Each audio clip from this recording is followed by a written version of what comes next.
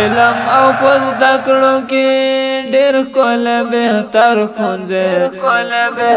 پلار خونځي تاسو غواړم ډاکټر شم خلکو ته خدمت وکړم هر سنا خبره شم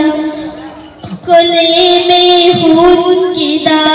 ډېره مهربانه ده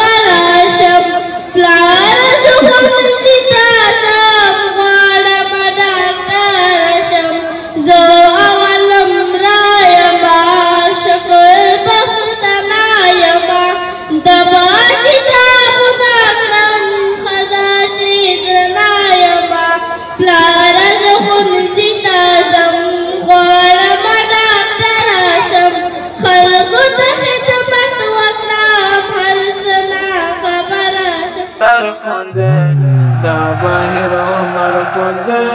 دا باهر عمر